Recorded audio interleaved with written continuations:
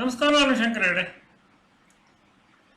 ಈ ಇಂಡಿಯಾದಲ್ಲಿ ನಮ್ಮ ಈ ಅದ್ಭುತ ಭಾರತ ದೇಶ ಭರತಖಂಡ ಇಂಡಿಯಾ ಏನಾದರೂ ಕರೀರಿ, ಇಲ್ಲಿ ಎಂತೆಂಥ ವಿಚಿತ್ರ ಜನಗಳಿದ್ದಾರೆ ಅಂತಂದರೆ ಬ್ಯಾಟ್ರಿ ರಿಪೇರಿ ಮಾಡುವರಂಥವರು ತಮಿಳ್ನಾಡಲ್ಲಿರ್ತಾರೆ. ಚೆನ್ನೈಯೇ ಆದರೆ ಹೋಗ್ತಾರಂತೆ, ಎಲ್ಲೋ ವಾರಕ್ಕೊಂದು ದಿವಸನೋ 2 ದಿವಸನೋ ಅಥವಾ 2 ವಾರಕ್ಕೊಂದು ದಿವಸನೋ 2 ದಿವಸ. ಇವರು ಎಷ್ಟು ಅದ್ಭುತ ಜ್ಯೋತಿಷ್ ಅಂತಂದರೆ, ಕಳೆದ ವಾರ ನಂತರ ಒಬ್ಬರು ಬಂದಿದ್ದರು, ನನ್ನ ಆತ್ಮೀಯ ಮಿತ್ರರು ಹೌದು, ಬಟ್ ತುಂಬ ದೊಡ್ಡ ಲೆವೆಲ್ ಕಾಂಟ್ಯಾಕ್ಟು. ಅವರ ಅಪಾಯಿಂಟ್ಮೆಂಟ್ಸಿಗೆ ಸಾವಿರಾರು ಕೋಟಿ ಇದ್ದಂಥ ಜನ ವೇಟ್ ಮಾಡ್ತಾರೆ. ತಪ್ಪು ತಿಳ್ಕೊಡ್ರಿ, ನಾನು ಓಪನ್ ಆಗಿ ಮಾತಾಡ್ತಿದ್ದೀನಿ. ಸ್ಟಾಕ್ ಮಾರ್ಕೆಟಿನ ದೊಡ್ಡ ವ್ಯಕ್ತಿ. ಅವರು ಹೇಳಿದಲ್ಲಿ ನಾನು ಇದು ಹಾಕಿದ್ದು, AB ಕ್ಯಾಪಿಟಲ್ಸು ಗೇನ್ ಆಗ್ತಾ ಹೋಗುತ್ತೆ ನೋಡಿ ಅಂತ.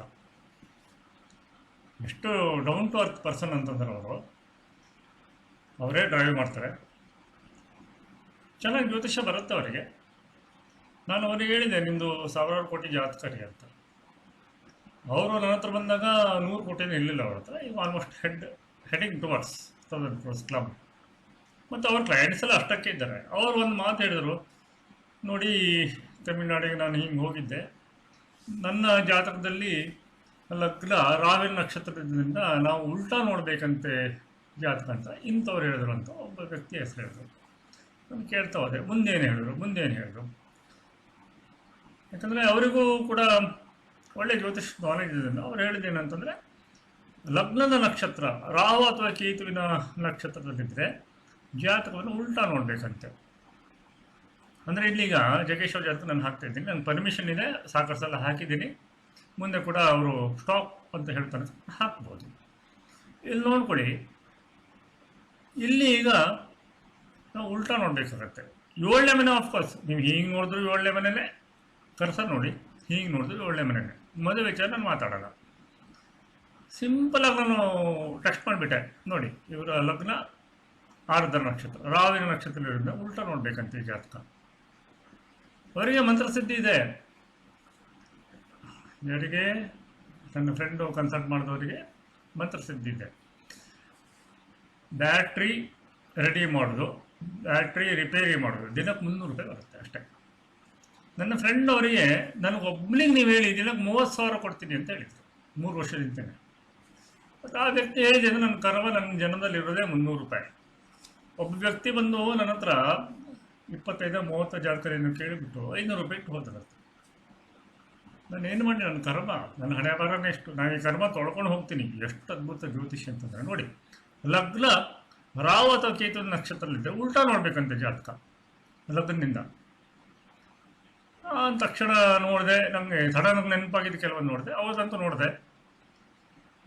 ಇಲ್ಲಿ ನೋಡಿ, ಜಗೇಶ್ ಅವ್ರ ಜಾತಕದಲ್ಲಿ ನಾವು ಉಲ್ಟಾ ನೋಡೋಕೆ ಹೋದರೆ ಹೆಂಗೆ ನೋಡಿ, 7ನೇ ಮನೆ ಬಿಟ್ಬಿಡಿ. ಉಲ್ಟಾ ನೋಡೋಕೆ ಹೋದರೆ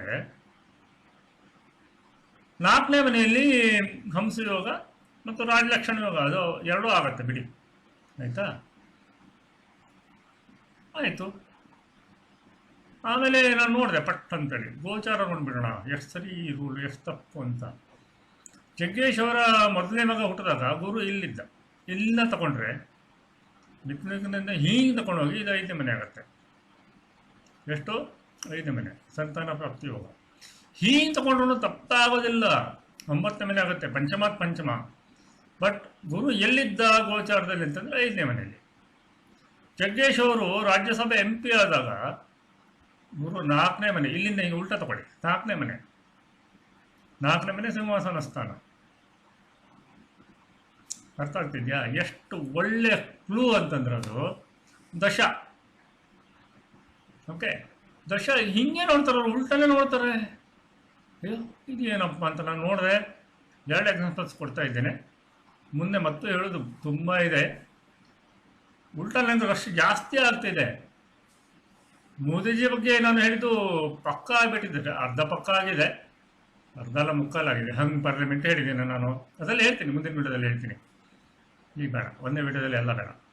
ಓಕೆ, ಮುಂದೆ ಮತ್ತೆ ಮೋದಿ ಆದರೆ ಏನು ಅದನ್ನು ಹೇಳಿದ್ದೀನಿ, ಹೇಳ್ತೀನಿ, ಅದರ ಬಗ್ಗೆನೂ ಮಾತಾಡ್ತೀನಿ. ಮೋದಿಜಿ ಬಗ್ಗೆ ಮಾತಾಡಲಿಕ್ಕೆ ನನ್ನ ಹತ್ರ 10 ಎಪಿಸೋಡ್ ಮಾಡುವಷ್ಟು ಸ್ಟಫ್ ಇದೆ ಬಿಡಿ.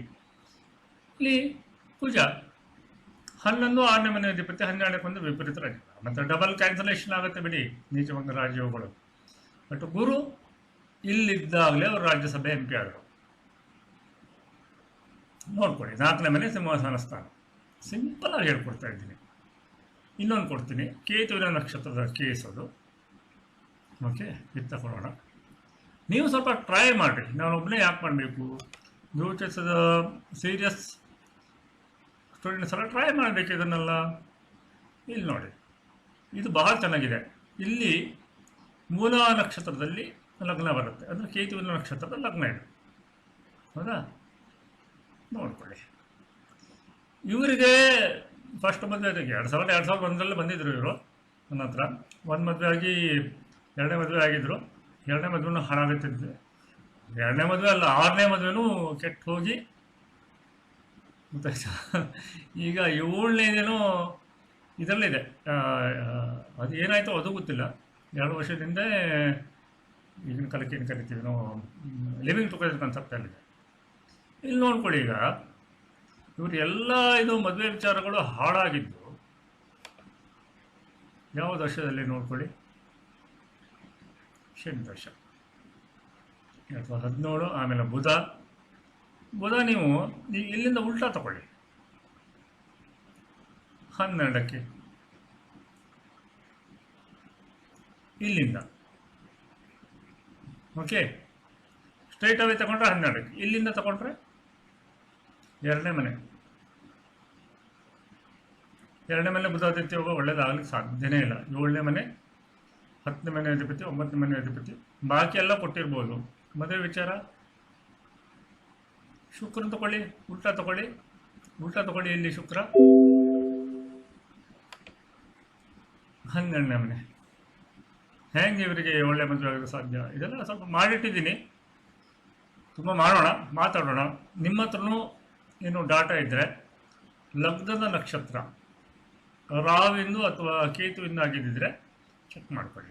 ದಶವನ್ನು ಚೆಕ್ ಮಾಡ್ತಾ ಹೋಗೋಣ. ಸದ್ಯಕ್ಕೆ ಇಲ್ಲಿ ನಾನು ನಿಲ್ಲಿಸ್ತೀನಿ, ತುಂಬ ಮಾತಾಡೋದಿದೆ, ಮಾತಾಡೋಣ. ಯಾರೋ ದೇವರಲ್ಲೇ ಇಲ್ಲಿ. ಮತ್ತು ಈ ಮೆಥಡ್ ಕೊಟ್ಟಿದ್ದು ತಮಿಳುನಾಡಿನ ಒಂದು ವಿಚಿತ್ರ ವ್ಯಕ್ತಿ. ಬ್ಯಾಟ್ರಿ ಮಾರ್ತಾರಂತೆ, 30,000 ಕೊಡ್ತೀನಿ ನಿನಕ್ಕೆ, ನನಗೆ ಇಷ್ಟೇ ಹೇಳಿ ಅಂತ ನನ್ನ ಫ್ರೆಂಡ್ ಹೇಳಿದ್ರೆ ಆತ ನನ್ನ ಹಣೆ ಬಾರನೇ 300 ರೂಪಾಯಿ ಅಂತ ಬಿಟ್ಟು ಹೋಗಿದ್ದು. ಆಮೇಲೆ ತನ್ನ ಮಗಳ ಫೀಸಿಗೆ ಒಂದು ಸ್ವಲ್ಪ ಸಾಲ ಕೊಡಿ ಅಂತ ಕೇಳ್ತಾರಂತ.